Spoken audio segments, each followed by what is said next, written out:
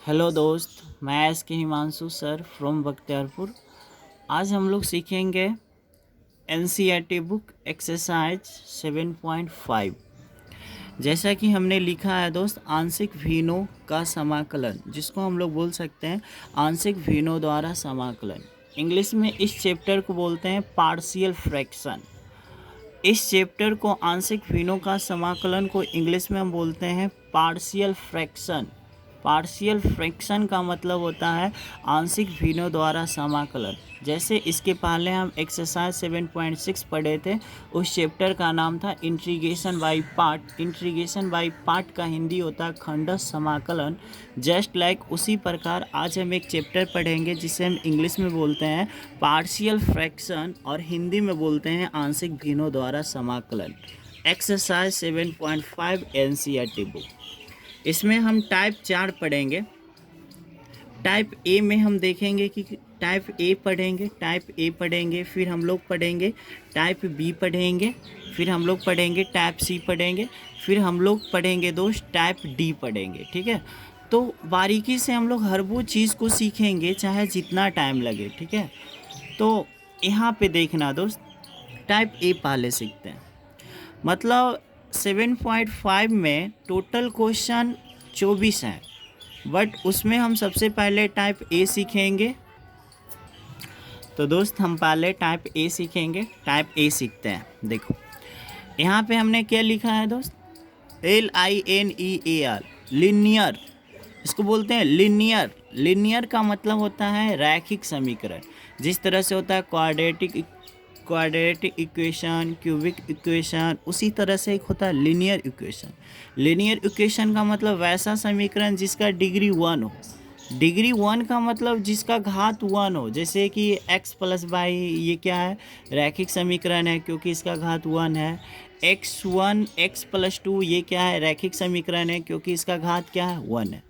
लेकिन द्विघात समीकरण का मतलब होता है वैसा समीकरण जिसका डिग्री 2, जैसे जिसको हम बोलते हैं द्विघात समीकरण। जैसे x² प्लस 2, इसमें हाईएस्ट पावर कितना है, तो आप कहोगे सर x², इसका मतलब इसका हाईएस्ट पावर 2 है, इसका मतलब इसका डिग्री 2 है। हम कहेंगे x³ प्लस 3, ये कैसा समीकरण है, तो आप कहोगे सर ये त्रिघात समीकरण है। हम कहेंगे इसका डिग्री क्या होगा, तो आप कहोगे सर x³ मतलब हाईएस्ट पावर 3 है, इसका मतलब इसका डिग्री कितना होगा, 3। मतलब जिस समीकरण का जितना हाईएस्ट पावर होता है वो उसका डिग्री होता है। ठीक है, आपको समझ में आ गया डिग्री क्या होता है। किसी भी समीकरण का जो उसका हाईएस्ट पावर, जो उसका मैक्सिमम पावर होगा, वो उसका डिग्री कहलाता है। ठीक है, तो रैखिक समीकरण का डिग्री 1 होता है और द्विघात समीकरण का डिग्री 2 होता है। अब यहाँ सीखते हैं। यहाँ पे हम लोग सीखेंगे दोस्त लीनियर इक्वेशन। लीनियर इक्वेशन का मतलब जो भी होगा, ऊपर में जो भी होगा आपका एक घात वाला होगा। मतलब या तो x होगा, या तो x प्लस 2 होगा, या तो x प्लस 3 होगा, या तो 3x प्लस 2 होगा, मतलब यही सब होगा। लेकिन ऊपर कभी भी x² प्लस 2 या x³ प्लस 3 नहीं होगा। और नीचे में हमेशा फैक्टर होगा। फैक्टर का मतलब होता है गुणनखंड। जैसे x प्लस a है, x प्लस b है, या ये भी हो सकता है, या x minus x plus a है, x प्लस b है। एक और भी हो सकता है, x प्लस c भी हो सकता है, x प्लस d भी हो सकता है ना। बट टाइप ए के सवाल में क्या करना है, देखो ऊपर कुछ भी हो, नीचे अगर फैक्टर हो। फैक्टर का मतलब गुणनखंड के रूप में। जैसे x plus a x plus b को जब आप गुना करोगे तो एक क्वाड्रेटिक इक्वेशन बन जाएगा। क्वाड्रेटिक इक्वेशन का मतलब इसका डिग्री 2 होगा और ऊपर वाला का डिग्री 1। एक बात का हमेशा याद रखना, डिग्री ऊपर वाला का हमेशा 1 होगा और नीचे वाला का डिग्री हमेशा 2 होगा, तभी ये सही फॉर्म में माना जाता है, नहीं तो वो सही फॉर्म में क्वेश्चन नहीं होगा। ठीक है, तो आपको हम सिखाते हैं क्या करना है दोस्त। हमेशा लिख देना, सबसे पहले ऊपर लिखना है ए बट्टा पहला टुकड़ा। पहला टुकड़ा कितना है, x प्लस a है। फिर प्लस b बट्टा दूसरा टुकड़ा। दूसरा टुकड़ा कितना है, x प्लस b। ठीक है, पहले समझना, ये 1 और 2 से हमको कोई मत, ये ऐसा ही हम दे दिए, फोकस है। अगर ऊपर लीनियर इक्वेशन हो, नीचे अगर आपका फैक्टर के रूप में हो, तो लिखने का कला क्या होगा, ए बट्टा पहला टुकड़ा कितना एक्स प्लस ए प्लस बी बट्टा दूसरा टुकड़ा, और यहाँ पे आप इंटीग्रेशन दे देना, यहाँ पे करली ब्रैकेट यूज कर लेना और बगल में dx लिख देना। कहने का मतलब दोस्त यह है कि अगर इस रूप में कोई क्वेश्चन लिखा जाए तो आप सबसे पहले इस रूप में लिखोगे। मेरा मतलब यह है दोस्त कि 7.5 का अगर कोई भी क्वेश्चन इस रूप में दिखता है तो आपको इस रूप में लिखना पड़ेगा, और इस रूप में लिखने के बाद कुछ नहीं करना पड़ता, ए और बी का मान निकालते हैं।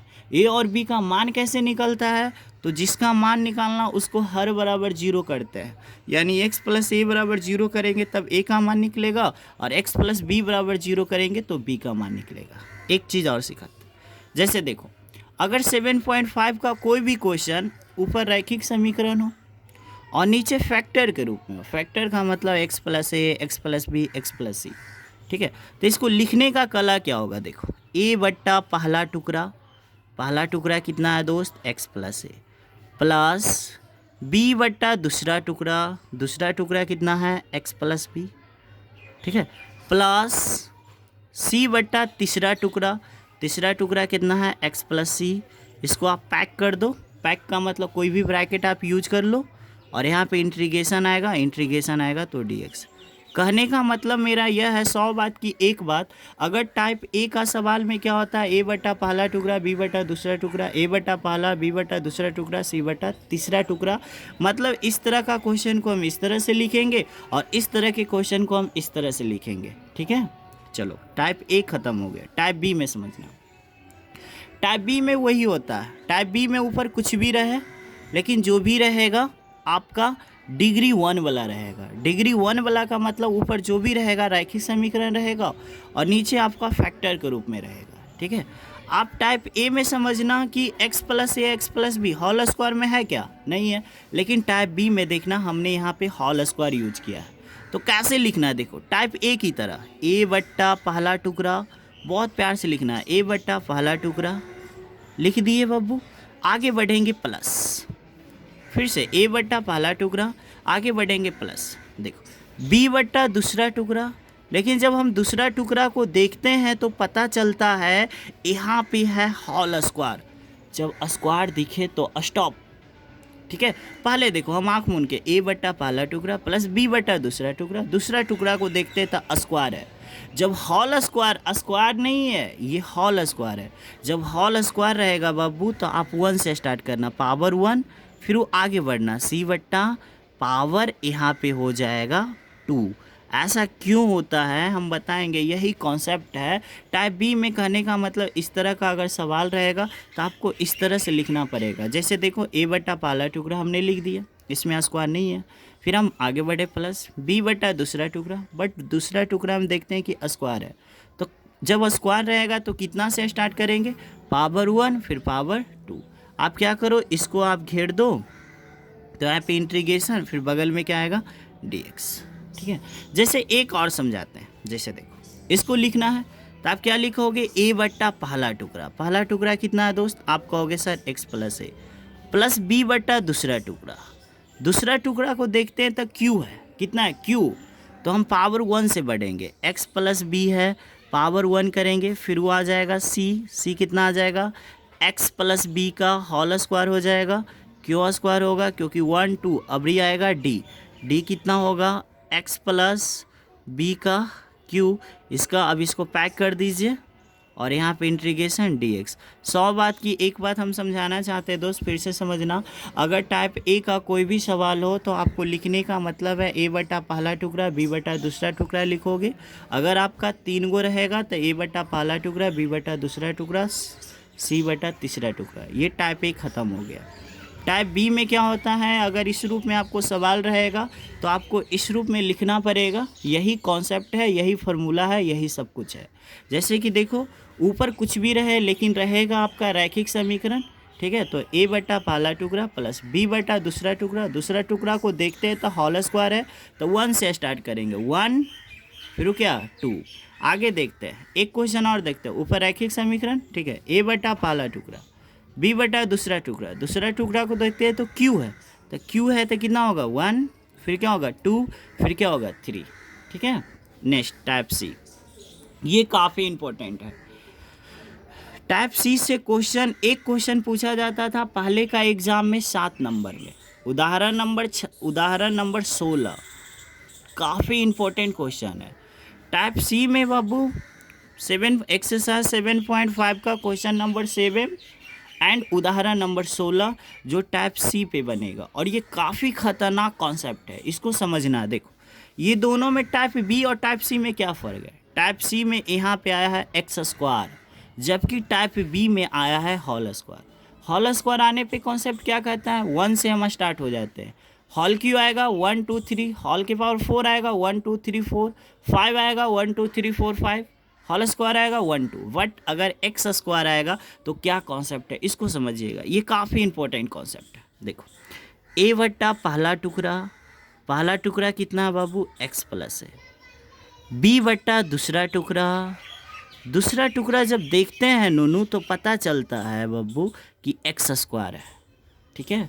जब हॉल स्क्वायर रहता तो 1 2, हॉल क्यों रहता 1 2 3, बट यहाँ पे क्या है एक्स स्क्वायर का मतलब द्विघात समीकरण बनाना है। द्विघात समीकरण कैसे बनेगा, एक्स स्क्वायर दिखेगा आपको, इसमें अपने मन से एक्स जोड़ना है प्लस कांस्टेंट सी कर देना, बस इसको घेर दीजिए, यहाँ पे टेरका लाइए और टेरका आएगा तो डी एक्स।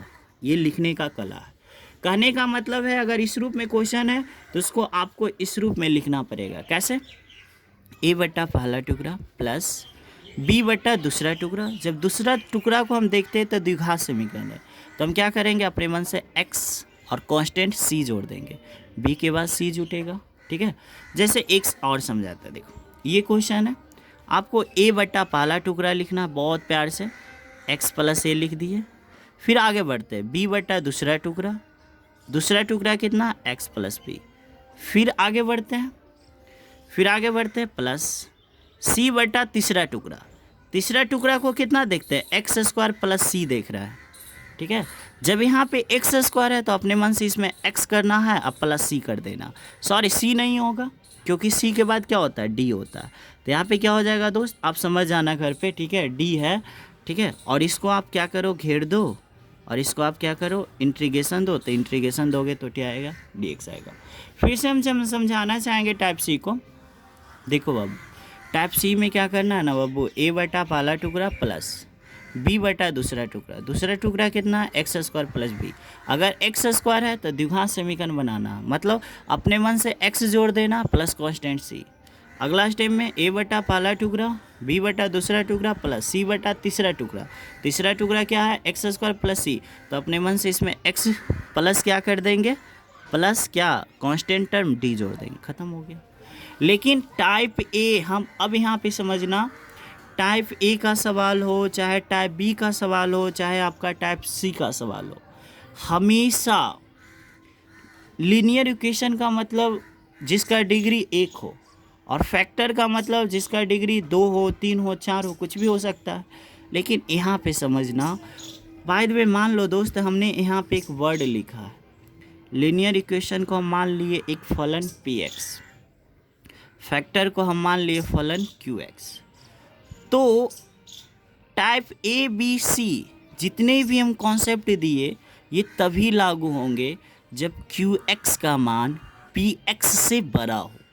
कहने का मतलब है कि जैसे ऊपर में है x प्लस 2 है, नीचे में है x square plus 4 plus 2x है, तो आप बताओ इसका डिग्री कितना, 1, क्योंकि रैखिक समीकरण है। और इसका डिग्री कितना, मैक्सिमम पावर कितना, 2, इसका मतलब इसका डिग्री 2 है, तब इसको हम बना सकते हैं। लेकिन कभी कभी सवाल में रेयर केस में क्या होता है कि ऊपर वाला ज़्यादा आ जाएगा, जैसे कि आप देखना टाइप डी, हम वही उसी बात को समझा रहे हैं। कभी कभी क्या होगा ना दोस्त कि ये जो पी एक्स है ना, इसका मान क्यू एक्स से ज़्यादा हो जाएगा। मतलब पी एक्स का मान अगर 5 आ जाएगा और क्यू एक्स का देखो ऊपर वाला का मान नीचे वाला का ज़्यादा आ गया। जब ज़्यादा आ जाएगा ना तो भागा देना पड़ता है, लेकिन अगर कम होता है ना तो ऊपर वाला हम कॉन्सेप्ट को यूज करते हैं। मैं ऑफलाइन क्लास की तरह नहीं समझा पा रहा हूँ यहाँ पे, I am so sorry, but आप समझने की कोशिश करना दोस्त, मैं फिर से समझा रहा हूँ। टाइप डी का हम प्रयोग तब करेंगे जब मेरा पी एक्स क्यू एक्स बराबर हो जाए। पी एक्स क्यू एक्स मेरा बराबर हो जाए। बराबर का मतलब ऊपर वाला का भी डिग्री नीचे वाला का डिग्री सेम हो जाए, या पी एक्स का मान क्यू एक्स से ज़्यादा हो जाए, तब हम टाइप डी का यूज करेंगे। लेकिन ये जितने भी टाइप ए है, टाइप बी है, टाइप सी है, उसमें एक खासियत है। क्या खासियत है कि ऊपर वाला जो भी फलन होगा वो नीचे वाला फलन से कम होगा। ऊपर वाला जो भी फलन का डिग्री होगा वो नीचे वाला फलन के डिग्री से कम होना चाहिए। फिर से समझना, ऊपर वाला का जो डिग्री होगा नीचे वाला डिग्री से कम होना चाहिए। आपको भी पता है जब इसको गुना करेंगे तो ये त्रिघात समीकरण बनेगा, और त्रिघात समीकरण का डिग्री 3 है, और ऊपर वाला रैखिक समीकरण है, रैखिक समीकरण का डिग्री 1 है, तब ये अप्लाई होगा। लेकिन अगर ऊपर वाला का भी डिग्री 1 हो, नीचे वाला का भी डिग्री 1 हो, इस स्थिति में भागा देना पड़ेगा। ठीक है, तो क्वेश्चन अब हम करते हैं। ठीक है, चलिए आप लोग कॉपी पेन निकालिए और देखिए एक्सरसाइज 7.5। ठीक है दोस्त, type A exercise 7.5, question number 1 number 2 number 3 number 4 number 5 number 17 number 19 number 20 number 21 number 22 number 23 number, सब एक ही तरह से बनेंगे। फिर से हम समझा देते हैं। टाइप ए पे कौन कौन सवाल बनेगा? 1 number 2 number 3 number 4 number 5 number 17 number 19 number 20 number 21 number 22 number, ये 23 नंबर, इतना सवाल आपका टाइप ए पे बनेगा। ठीक है, जैसे कि हम पहला क्वेश्चन डिस्कशन करते हैं। देखो ये सवाल है, ठीक है, इतना बराबर फाट, ये सवाल है दोस्त, ये सवाल है एक्सरसाइज 7.5 का क्वेश्चन नंबर 1 है। ठीक है, देखो हमने जो फार्मूला हमने सिखाया था, सारा फार्मूला मेरे पास है। जैसे देखो हमने बोला था ऊपर कोई लीनियर इक्वेशन हो, मतलब रैखिक समीकरण हो, नीचे अगर कोई फैक्टर हो, देखो है कि नहीं, देखो ऊपर क्या है, रैखिक समीकरण है, नीचे फैक्टर है। तो इसको लिखने, देखो हम एक बात और भी बता देते हैं, बहुत सारे लड़कों में डाउट होता है। जितना नंबर में सवाल आएगा दोस्त एग्ज़ाम में, उतना नंबर इंडिकेट करना। जैसे कि 1 नंबर सवाल है तो 1 नंबर इंडिकेट करना और सबसे पहले क्वेश्चन लिखना। ठीक है, इतना लिखने के बाद देखो इसको लिखने का क्या तरीका है, ए बट्टा पहला टुकड़ा क्या है, x+1 है, प्लस बी बट्टा दूसरा टुकड़ा कितना है, x+2। इतना लिखने के बाद इसको आप घेर देना, यहाँ पे इंटीग्रेशन आएगा, और इंटीग्रेशन आएगा तो बगल में क्या आएगा, dx। इतना करने के बाद इसको आप मान लेना समीकरण 1। क्या मान लेना, समीकरण 1 कर लोगे। देखो ऊपर है रैखिक समीकरण, नीचे है द्विघात समीकरण, तो लिखने का तरीका क्या है, ए बट्टा पहला टुकड़ा, बी बट्टा दूसरा टुकड़ा, समीकरण 1। इतना मानने के बाद आप क्या करना, देखना, मेरी बात गौर से समझना। आपसे हम एक बात पूछना चाहते हैं। ठीक है, देखो इसको हम क्या करेंगे, अब देखो इतना कर लोगे। इतना करने के बाद यहाँ पे एक वर्ड लिखना, compare, COMPARE, compare on. Compare on का मतलब क्या होता है दोस्त, तुलना करने पर। आप यहाँ पे हिंदी में भी लिख सकते हो तुलना करने पर, या हमने लिख दिया कंपेयर ऑन, तुलना करने पर। ठीक है, इन दोनों में कंपेयर करो, क्या क्या है दोनों में कॉमन, इसमें भी इंटीग्रेशन, इसमें भी इंटीग्रेशन, इसमें भी dx, इसमें भी dx।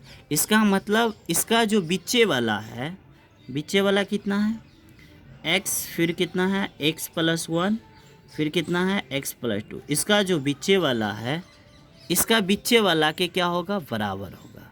इसका बीचे वाला कितना है, x+1 है, प्लस है v बट्टा x+2 होता है। ये कंपेयर करके हमने बाहर कर लिया। फिर से समझना, इस रूप में सवाल रहेगा, आपको लिखना पड़ेगा इस रूप में, फिर लिखना पड़ेगा कंपेयर ऑन कर लिए, इसमें भी टेढ़का, इसमें भी टेढ़का, dx, तो इसका जो बीचे वाला होगा इसके बीचे वाला के बराबर होगा। इतना करने के बाद आपको एक काम करना है, इस स्टेप को बढ़ाना है। x+1 है, इस बेचारा को ज्यों के त्यों लिखना है। आप बताओ इसका भिन्न का जोड़ आपको आता है क्या, बोलो। LCM क्या होगा, x+1 होगा, और यहाँ पे क्या होगा, x+2 होगा। x+1 कट जाएगा, क्या बचेगा, a × x+2 अभी सिखा रहे हैं ना, इसीलिए बहुत स्लो स्लो पढ़ा रहे हैं। x+2 कट जाएगा, क्या होगा, v इंटू एक्स प्लस 1 हो जाएगा। ठीक है, आप समझ जाना। ठीक है, यहाँ से ये कट जाएगा क्या, तो क्या आपके मेरे पास क्या बच जाएगा, x बच जाएगा, और यहाँ पे क्या बचेगा, a इंटू एक्स प्लस 2 बचेगा, और यहाँ पे b इंटू क्या, यहाँ पे x प्लस 1 है। ठीक है, आपको समझ में आना चाहिए, x प्लस 1 है, समझ जाओगे ना, हाँ x प्लस 1। इतना करने के बाद आपको एक काम और करना है। क्या करना हम बताते हैं।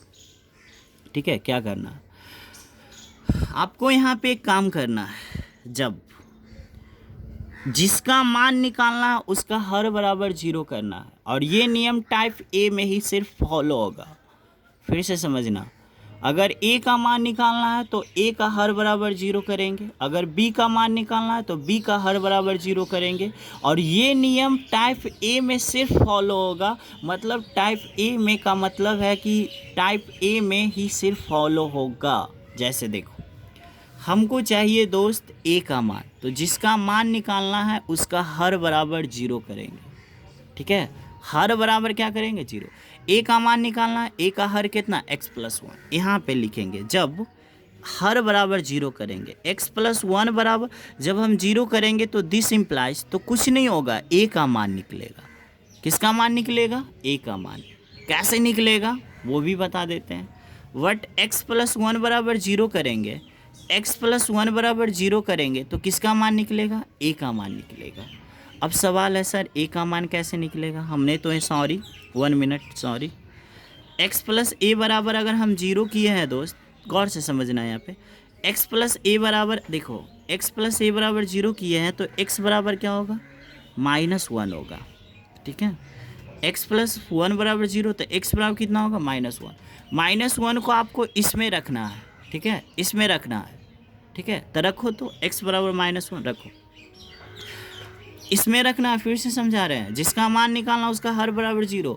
हमको a का मान निकालना है तो a का हर बराबर 0 किए तो x बराबर कितना है, -1। इसमें रखो, देखो -1 रखो, -1 प्लस 1, -1 प्लस 1 0, 0 गुना कुछ हो 0 हो गया।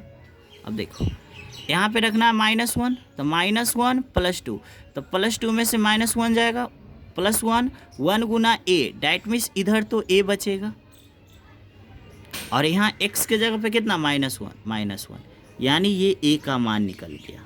अब देखो b का मान निकालना है, b का हर बराबर 0, कितना हर कितना, x प्लस 2, तो यहाँ पे लिखना है जब, क्या लिखना है, जब x प्लस 2 बराबर हमको 0 करना है, तो x बराबर क्या होगा, -2, और -2 को किस में पुट करना है, इस इक्वेशन में पुट करना, हमेशा इस इक्वेशन में पुट करना।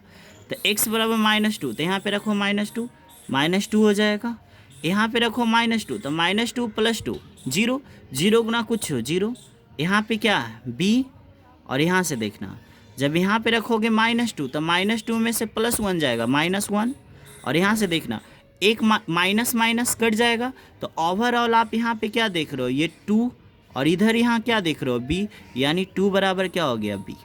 क्लियर है, बस 1 मिनट। अब आपका आंसर देना, फिर से समझाते हैं। देखो इस रूप में क्वेश्चन आएगा बाबू, आपको इस रूप में लिखना है। ठीक है, और समीकरण 1 मान लेना। अगला स्टेप कंपेयर ऑन करना है, इसका जो बीचे वाला होगा इसका बीचे वाला के बराबर कर देना। इसको हल करने से आपको क्या मिलेगा, एक इक्वेशन मिल जाएगा इस तरह का। उसके बाद क्या करना है, जिसका मान निकालना उसका हर बराबर 0, और ये नियम सिर्फ टाइप ए में फॉलो होगा। जैसे ए का मान निकालना, ए का हर बराबर 0, x प्लस 1 बराबर 0 करेंगे तो x बराबर -1, x का मान जब -1 इसमें पुट करेंगे तो a का मान निकल जाएगा। फिर वो जिसका मान निकालना उसका हर बराबर 0, b का मान निकालना है, b का हर बराबर 0, यानी x प्लस 2 बराबर 0, तो x बराबर क्या, -2, और x बराबर जब -2 इस इक्वेशन में पुट कर देंगे तो किसका मान निकल जाएगा, b का मान कितना है 2, और a का मान कितना 1। और यहाँ पे एक वर्ड लिखना, लास्ट यहाँ पे आंसर आ गया, यहाँ पे एक वर्ड लिखना है, समीकरण 1 से। समीकरण 1 से तो आप समीकरण 1 को देखो कि समीकरण 1 है कौन। देखो समीकरण 1 यही है, इसका मतलब है इस इतना बराबर इतना, मतलब हमको इसका मान चाहिए ना। इसका मतलब देखो अगर हम इसको देंगे इंटीग्रेशन तब बोनस क्या मिलेगा dx, फिर इसको देंगे इंटीग्रेशन तब बोनस क्या मिलेगा dx। आपको तो पता ही है, देखो इसको दो इंटीग्रेशन, इसको देंगे इंटीग्रेशन, तो इसको ऐसे लिख सकते हैं दोस्त। देखो इसको हम ऐसे लिख सकते हैं, एक कांस्टेंट बाहर, तो क्या बचेगा 1/x+1। इसको दिए इंटीग्रेशन तब बोनस मिलेगा dx प्लस। अब ये देखो इसको देंगे इंटीग्रेशन तब बोनस मिलेगा dx प्लस, इसको देंगे इंटीग्रेशन। अब ये देखो b कांस्टेंट बाहर, इसको देंगे इंटीग्रेशन तब बोनस मिलेगा क्या dx। अब कुछ नहीं करना, ओ आंसर देखो a का मान कितना आया दोस्त, a का मान आया -1, यहाँ पे -1 होगा। 1/x का इंटीग्रेशन होता है log x, ठीक है, 1/x का इंटीग्रेशन होता है log x। देखो b का मान कितना आया 2, 1/x का इंटीग्रेशन होता है log x, x के जगह पर कितना है x+2 प्लस क्या c। एक लाइन और हम इसको बढ़ा सकते हैं, कैसे देखो ये प्लस वाला को पहले लिखते हैं log, ठीक है, x+2। ये जो log में जो आगे होता है उसको हम होल स्क्वायर में लिख सकते हैं, log में जो आगे होता है उसको होल स्क्वायर में लिखा जाता है। तो प्लस वाला को पहले लिख दिए, माइनस वाला को बाद में, ठीक है। और यहाँ पे क्या हो गया +c। इसको एक लाइन और भी हम बढ़ा सकते हैं, इसमें कोई शक नहीं है। एक लाइन बढ़ाने का मतलब क्या होता है समझना दोस्त। देखो ये log है, आपको log का नियम पता होगा, इसको m बोलते हैं और इसको n बोलते हैं। तो क्या होता है log m बट्टा n कितना है x+1। इसको मोड में हम डाल देते हैं शोभा बढ़ाने के लिए, प्लस c इस सवाल का उत्तर है। सर आपको हम बता देते हैं कि जो माइनस में होता है log में उसको भागा में लिखते हैं और जो गुना में होता है उसको जोड़ में, ठीक है। तो इस सवाल का यही उत्तर है। आपको पता नहीं समझ में आया कि नहीं समझ में आया, मुझे नहीं पता, बट अगर आपको नहीं समझ में आया तो आई एम सो सॉरी। इसका नेक्स्ट पार्ट ज़रूर देखिएगा, ठीक है। और अगर आपको किसी भी प्रकार का मैथ में प्रॉब्लम है तो आप मेरा व्हाट्सएप नंबर पे आप SMS कर सकते हैं या आप कमेंट में लिख सकते हैं क्वेश्चन नंबर। ओके, चलिए बाय।